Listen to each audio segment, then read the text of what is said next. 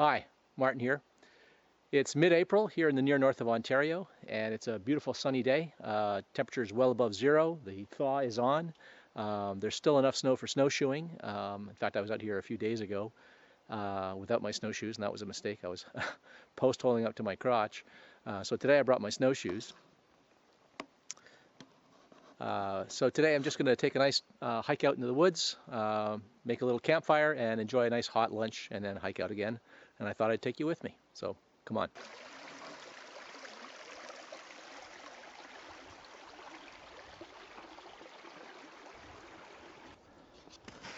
Ooh, birch bark. Just what I need to light my fire later. So here are my tracks from the other day, and you can see where I was post-holing because I wasn't wearing my snowshoes. That was a hard hike. So I found what I think is a perfect spot to string my tarp, gather and process some firewood, make my campfire, and enjoy a nice hot lunch. It's a dense bush behind me. It's mostly evergreens, a bit of hardwood here and there. I got a nice hill here in front of me to block the wind. A little clearing here where I can string my tarp, and it's in full sun, so I should be perfectly comfortable here.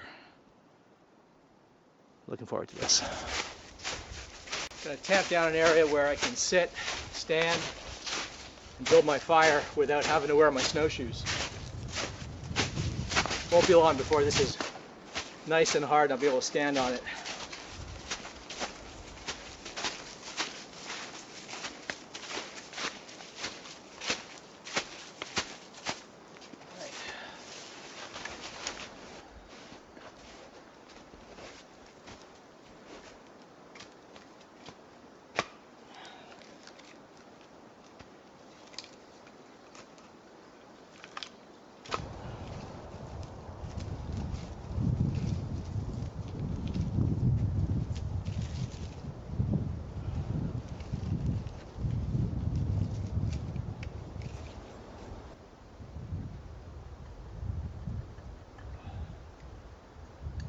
Piece of flint, piece of steel, carbon steel, an old file, and a piece of charred cloth that I made with this little tin.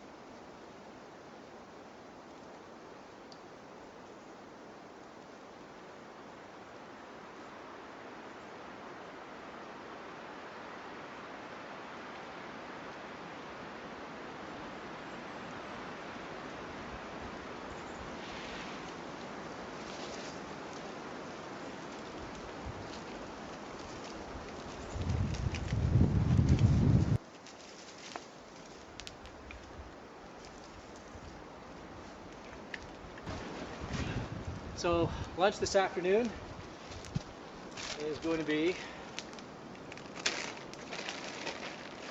chili con carne, bean chili con carne with rice. This is chili con carne, chili sauce that we made at home, cooked up at home and dehydrated in our dehydrator. This is white rice or brown rice, we can't tell. I think this is brown rice that we cooked and then dehydrated at home. And so I just need to add a little hot water to this, wait a little while, and it will be rehydrated and it will taste exactly like it would at home.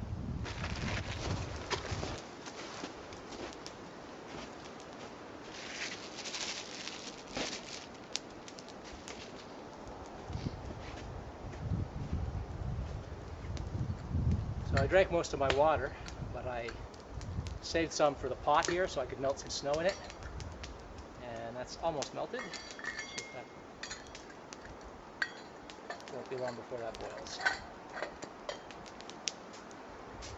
And if you're curious how I rehydrate this meal exactly, I don't rehydrate it in that pot. I don't want to have to wash that pot. I use that pot just for boiling water for my coffee and for my meals. What I'm going to do is, when it comes time to rehydrate, I'm going to take everything that needs to be rehydrated, this and the rice, so the chili and the rice, they're both going to go in this Ziploc bag. The Ziploc bag is then going to go into this insulated pot cozy that I made and add hot water to that. Then I'm going to close this up and then close this up. I have Velcro on here so it closes up like that. Then I can just shake it up and let it sit, and because it's insulated, it's going to keep that heat in and it's going to reconstitute my meal. And then when I'm ready to eat, I'm just going to open this up. The plastic bag's still going to be in there. I'm going to open up the Ziploc bag, and with my fork and spoon I'm just going to eat it right out of that. So this becomes my my rehydrator, and it becomes my bowl. And at the end of it, I just pull this out, roll it up, and I'm done my dishes. This is clean and my pot is clean. So no dishes to do, no dishes to pack out. When I get home, I just wash this and I can reuse it again. I've reused this Ziploc bag I don't know how many times now. Okay, that looks like it's boiling. It is. So that's plenty hot. So I'm going to get ready to reconstitute my meal.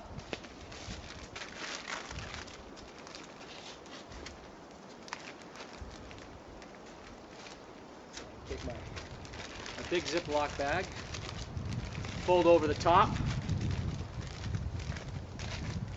make it like a bowl, put it in my pot cozy. So, and add my rice.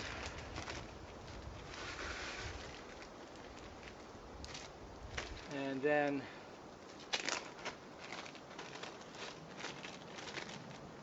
this is a dehydrated chili sauce.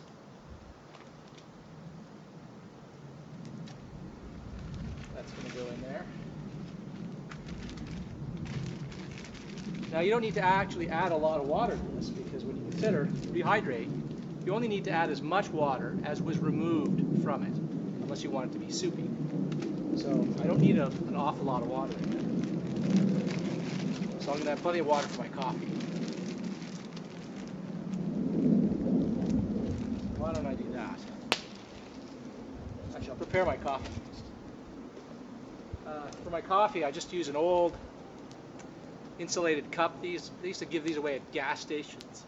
Places like Canadian Tire, Walmart, they used to give them away. It's just a plastic cup with a little foamy around it. Comes with a lid. This is the best cup I've ever had. It's been on practically every camping trip I've been on for 10 years. And what's great about it is that it insulates so well because of this foamy around it.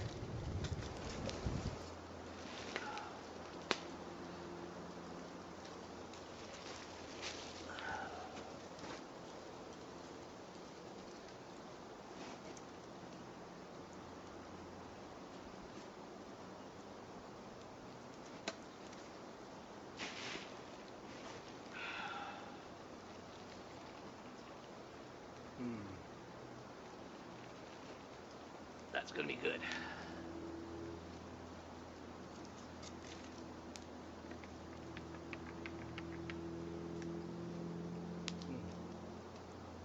If you like milk in your coffee, you can bring a small container of milk at these temperatures. It'll stay nice.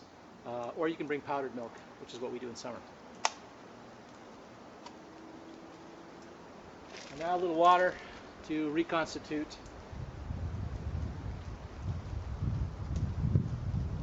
my chili and rice. A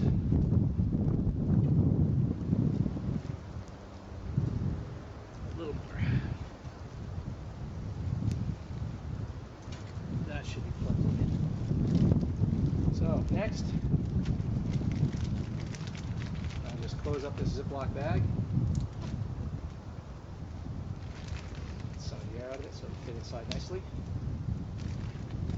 And then fold up the Velcro here.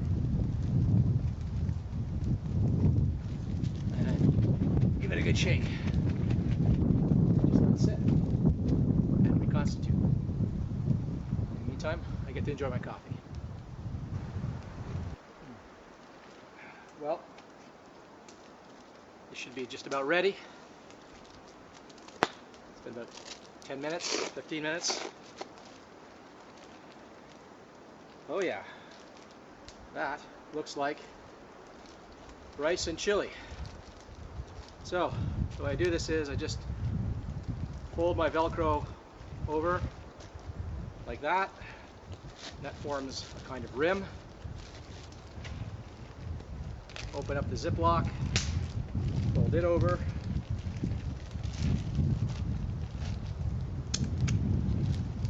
And now I have a pot to eat out of. And my pot is actually insulating me against the hot bag. That food in there is piping hot.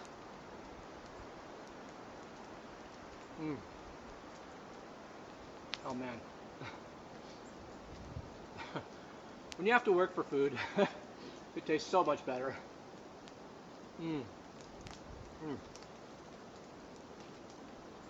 Wow, that's spicy. I forgot how spicy you made this.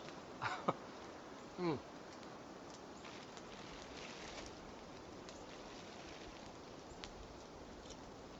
the best part of it is there's no mess to clean up. Just a Ziploc bag to either throw away when you get home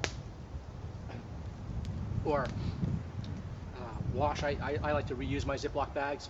They don't have to be airtight for these purposes. They just have to be watertight, so it doesn't matter if they spring a little leak. It's the easiest way to cook in the bush, especially in winter when, you know, doing dishes is a fussy thing and you don't want to be getting your hands wet at this time of year.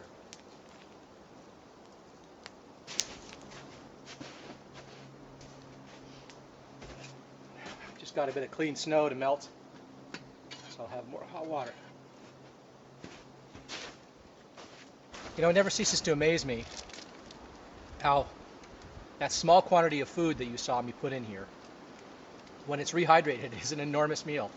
I'm actually forcing myself to finish this meal. That's how much it reconstitutes into. The savings in volume and weight when you dehydrate your own meals is fantastic.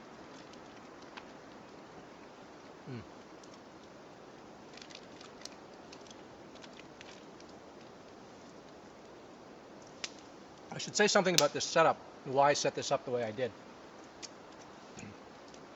When I'm in the bush, I like to sit kind of like I'm in a chair. So in winter, it's perfect. You can make snow benches. In this case, all I did was tamp down the snow with my snowshoes, as you saw me do at the beginning. And then I strung up my tarp, and I threw some snow along the bottom of the tarp here. I actually folded the tarp in so that if wind comes from behind, I'm not getting a cold gust of wind from behind. I guide it out in the middle so that the tarp isn't pressing in on me. Even if there's a wind, it stays billowed out. I dug a little trench here. That's the snow that I put up against here so that I'd have a place to rest my feet. I don't like sitting like this or having my feet up like this. And I build my fire on the other side so that it's nice and high and so that it's not sinking down too far. So I put down some bark, I put down some wood as a base. I build my fire on that. And slowly, sure enough, now it's sunk about 4 inches down, but it's been burning for, I don't know, an hour, I'm not sure. But I'm getting a tremendous amount of heat here. In fact, earlier I had to have my shirt off. It was so hot because between the sun on a mild day, the fire, and then this here, which is trapping and collecting the heat around me, a hot meal and a hot drink, I'm actually in a sweat, and I can't afford to sweat. So even though I'm only wearing a very, very thin base layer of merino wool, which breathes very nicely, I'm still getting too hot, so I had to actually strip down and be bare-chested.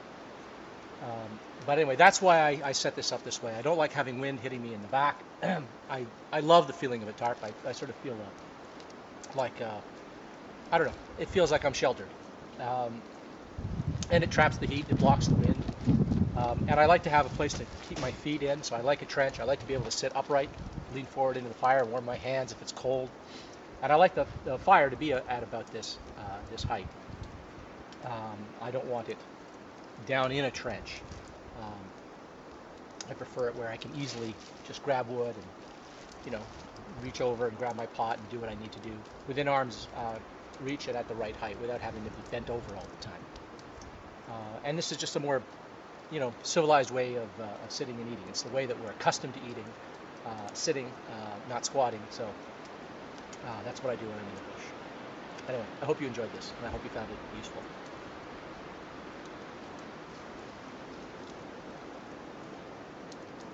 I gotta get through this chili.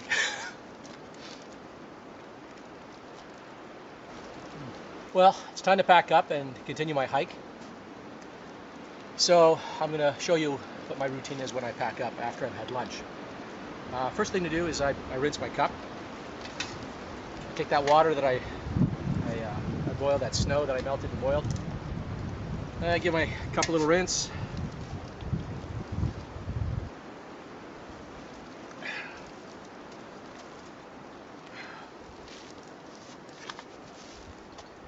Same with my spoon. This is the Ziploc bag that I reconstituted my meal in.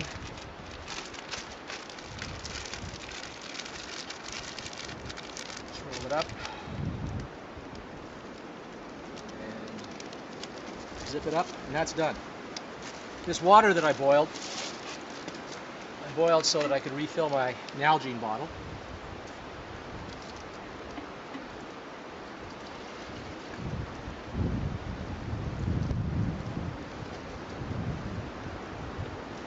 Almost a liter of water there.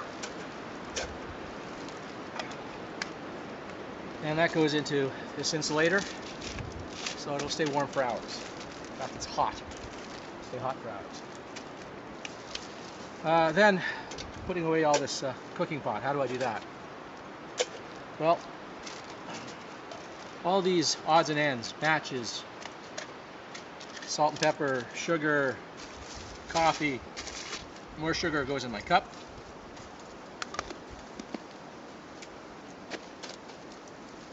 My bandana goes inside my pot, and that's so that the lining, this is a Teflon coated, actually it's anodized aluminum pot. I don't want it to get all scratched up. So I put my bandana there, I put my cup in there, I put my cutlery. My cutlery is just cheap McDonald's cutlery. Very small, very light, disposable. I don't care if I break it or lose it. Paper towels, I didn't use these, but I always bring them. This is what I carried my food in. That goes in there.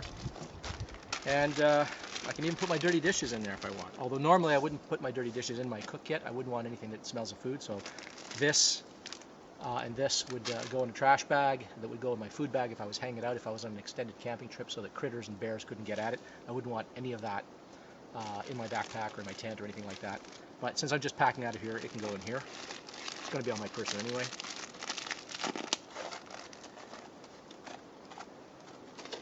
The lid on. And then this pot cozy that serves as my rehydrator and serves as my bowl actually fits my pot. Now, I didn't make it to fit this pot because I didn't have this pot when I made it. But it does fit. It's a close fit. It's a tight fit.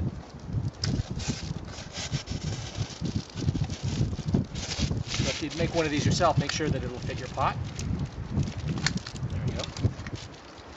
And then all of that goes into a bag because the handles and stuff like that and the lid can get sooty, and I don't want soot all over the rest of my gear.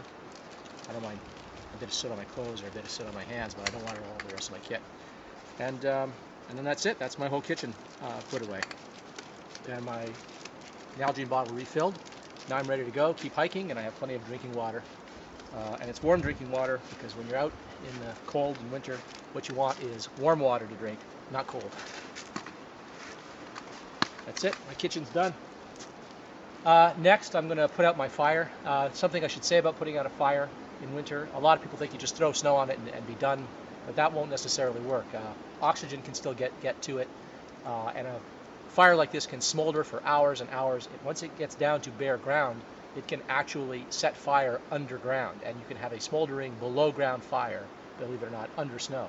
So what I'm going to do is actually I'm going to throw a little snow on at a time, bring the temperature of the fire down, cool it, and slowly smother it as I lower the temperature.